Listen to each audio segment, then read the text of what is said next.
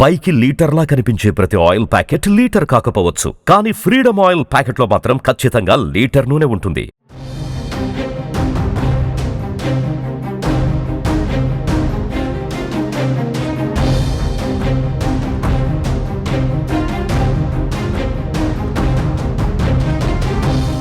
IPL 2025 అంగరంగ వైభవంగా కొనసాగుతుంది టోర్నమెంట్. ఇప్పటికే 15 మ్యాచ్లు అయిపోయాయి. నిన్న మ్యాచ్ తోటి 16 మ్యాచ్లు కంప్లీట్ అయిపోయాయి. అయితే 16th match LSG versus Mumbai Indians తలపడడం జరిగింది. ఈ 16 మ్యాచ్లో ముంబై ఇండియన్స్ తరపున కెప్టెన్ హార్దిక్ పాండ్యా, అదేవిధంగా ఎల్ఎస్జి తరపున కెప్టెన్ రిషబ్ పంత్ కూడా పోటీ పడడం జరిగింది. దీంట్లో ముంబై జట్టు అనూహ్యంగా చివరి వరకు పోరాడి ఓడిపోవడం జరిగింది. అయితే ఈ మ్యాచ్లో అనూహ్యమైనటువంటి ఒక పరిణామం, మ్యాచ్లోకి బరిలోకి దిగేటువంటి కొన్ని క్షణాల ముందు టాస్ టైంలో రోహిత్ శర్మ ఆడట్లేదనేటువంటి విషయాన్ని హార్దిక్ పాండ్యా అక్కడ చెప్పడం జరిగింది.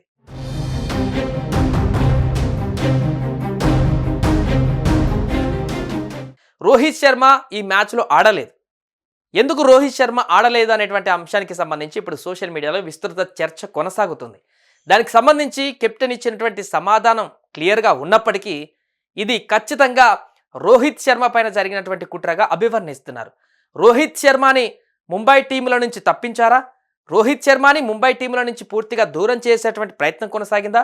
రోహిత్ శర్మ ఫామ్ అనేది ప్రస్తుతం కలవర పెడుతుందా? ముంబై టీంకి 5 సార్ల ఛాంపియన్షిప్గా మార్చినటువంటి రోహిత్ శర్మ ఇప్పుడు బడ్డన్గా మారాడా?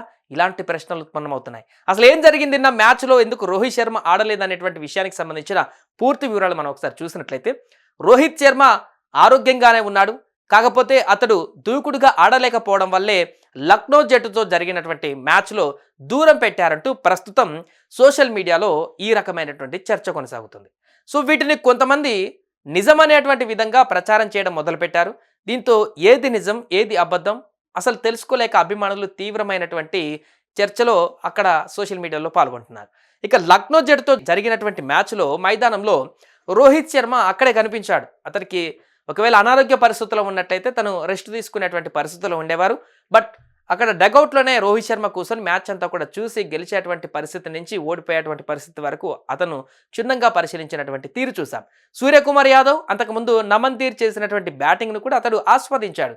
నమన్దీర్ అవుట్ అయినప్పుడు రోహిత్ ఒక్కసారిగా ఆందోళనకు కూడా గురయ్యాడు. దానికి సంబంధించిన ఫోటోలు సోషల్ మీడియాలో విస్తృతంగా కూడా కనిపిస్తున్నాయి. ఇక రోహిత్ పలు సందర్భాలను నవ్వుతూ చాలా యాక్టివ్గా కనిపించాడు అక్కడ గ్రౌండ్లో.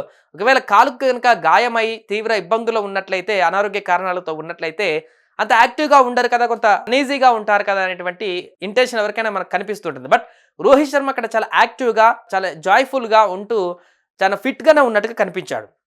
కాబట్టి అతను దెబ్బ కారణంగా లేకుంటే గాయాల కారణంగా ఆడకుండా ఉండడానికి ఉండేటువంటి అవకాశం లేదు. కావాలని పక్కన పెట్టారు రోహిత్ శర్మ అనేటువంటి ఒక ప్రశ్న ఇక్కడ దీనివల్ల ఉత్పన్నం అవడం జరిగింది. గాయం కాలేదని, ఫామ్ లేకపోవడం వల్లే అతన్ని పక్కన పెట్టారనేటువంటి వాదనలు కూడా ఈ యొక్క పరిణామాల వల్ల బలం చేకూర్చాయి. సో తాజాగా ఒక ఫోటో సోషల్ మీడియాలో విపరీతంగా సర్క్యులేట్ అవుతుంది. అంతేకాకుండా ప్రస్తుతం రోహిత్ శర్మకి సంబంధించి మరొక వైపు ఈ వాదన ఇంకొక వర్గం వేరేలాగా కొనసాగిస్తుంది. అదేంటంటే కొంతకాలంగా విశ్రాంతి లేని క్రికెట్ ఆడుతున్నాడు రోహిత్ శర్మ. రోహిత్ శర్మ అయినప్పటికీ కూడా ఎప్పుడు కూడా గాయానికి గురి కాలేదు, ఎంత ఒత్తిడిలో కూడా. ఎందుకంటే గాయంతో బాధపడుతున్నట్టు ఎప్పుడు కనిపించలేదు కూడా. తొలిసారిగా గాయం కారణాన్ని రోహిత్ శర్మ బయటి ప్రపంచానికి చెప్పడం అనేది అందరికీ ఆశ్చర్యాన్ని కలిగించింది. ఎందుకంటే రోహిత్ శర్మ తన శరీరానికి గాయాలయ్యేటువంటి విధంగా ఎప్పుడు ఆడడు కూడా, అంత రిస్క్ కూడా తీసుకోడు. అంటే రన్ చేసేటువంటి విధానంలో కూడా మరీ హెవీగా అక్కడ హార్డ్ వర్క్ చేయడు. ఈజీగా సిక్స్లు బాదుతూ గ్రీజులో నిలబడి ఒంటి చేత్తో మ్యాచ్ను కొట్టేస్తారు తప్ప హెవీగా రన్ తీయడం కానీ ఇతరత్ర ఎక్కువ స్ట్రెయిన్ చేసేటువంటి పరిస్థితిని చేయడు. ఫీల్డింగ్లో కానీ, బ్యాటింగ్లో కానీ, వికెట్ల మధ్య పరిగెత్తడం వంటి వాటిల్లో కానీ. సో అయితే శర్మకు నిజంగానే గాయమైందట. ఈ విషయంలో జాతీయ మీడియాలో కొన్ని ప్రసారం అవుతున్నటువంటి సందర్భాలు కూడా ఉన్నాయి. ముంబై జట్టు ప్రాక్టీస్ సమయంలో రోహిత్ శర్మ మైదానానికి వచ్చాడు. ప్రాక్టీస్ అనంతరం తీవ్రంగా ఇబ్బంది పడుతూ ఆయన మళ్ళీ తిరిగి వెళ్తున్నటువంటి ఒక ఫోటో బయటికి రావడం జరిగింది. చివరికి మెట్లు ఎక్కకుండా కూడా ఎక్కలేనటువంటి పరిస్థితి, అంటే ఎక్కేటప్పుడు కూడా కొంత పక్కన ఒక పరిస్థితితో కొంత డీలా అయినటువంటి పరిస్థితుల్లో మెట్లెక్కుతున్నట్టుగా కనిపించింది. సో రోహిత్ శర్మ ఒక సహాయకుడు సపోర్ట్తో పైకి వెళ్తున్నటువంటి కూడా దాంట్లో కనిపించింది. తద్వారా రోహిత్ మెట్లు ఎక్కగలిగాడు. సో రోహిత్ ఆరోగ్యం బాగోలేదు, చివరికి అతనికి మోకాల నొప్పి తీవ్రంగా ఉంది, అందువల్ల మెట్లు కూడా ఎక్కలేకపోతున్నాడు అంటూ కూడా ఇప్పటికే రకరకాల చర్చలు పక్కన పెట్టి రోహిత్ అనారోగ్య కోణంలో ఆలోచించాలంటూ కూడా ఇంకొక వర్గం చేస్తున్నటువంటి కామెంట్స్ మనం చూడొచ్చు. ఏదేమైనా కూడా అంటే జనరల్గా ప్రాక్టీస్ చేసినటువంటి తర్వాత ఎవరైనా కూడా బాడీ కొంత ఒత్తిడికి గురవుతుంది, స్ట్రెయిన్కు గురవుతుంది. ఆ కారణంగా రిటర్న్ మళ్ళీ డ్రెస్సింగ్ రూమ్లో కానీ తన రెస్ట్ రూమ్లో కానీ వెళ్ళేటప్పుడు కొంత వచ్చేటప్పుడు ఉన్నంత యాక్టివ్గా ఉండరు, అలసిపోయి ఉంటారు కాబట్టి స్వెట్టింగ్ తోటి కొంత ఢీలాగా నడిచేటువంటి ప్రక్రియ కామన్గానే ఉంటుంది. సో అక్కడ మోకాలకు గాయమయ్యేటువంటి పరిస్థితి ఏమీ లేదు అందులో కూడా అంటూ మళ్ళీ కామెంట్ చేస్తున్నటువంటి పరిస్థితి. ఏదేమైనా కూడా రోహిత్ శర్మ 16వ మ్యాచ్లో ముంబై టీంతోనే ఆడకపోవడం కారణంగా ఇప్పుడు చర్చకు తావుతీసింది. గత 3 మ్యాచ్ల్లో కూడా ఆయన విఫలమవ్వడంతో రోహిత్ శర్మ 4గో మ్యాచ్లో పక్కన పెట్టారనేటువంటి ఒక వాదన అయితే బలంగా వినిపిస్తుంది. అందుకని ఫ్యాన్స్ తీవ్రంగా దీన్ని ఖండిస్తున్నారు. సో ఈ యొక్క చర్చకు ముగింపు పలకాలంటే నెక్స్ట్ మ్యాచ్లో ముంబైకి వెంటనే కనుక రోహిత్ శర్మని కనుక టీంలో ఉంటే ఈ చర్చకు ముగింపు పలికేటువంటి అవకాశం ఉంటుంది. అప్పుడు కూడా గాయం కారణంగా కనుక డగౌట్లను కూర్చోబెడితే ఈ వివాదం మరింత పెరిగేటువంటి అవకాశం ఉంటుంది. చూడాలి మరి నెక్స్ట్ మ్యాచ్లో రోహిత్ శర్మ ఆడుతాడా లేదనేది.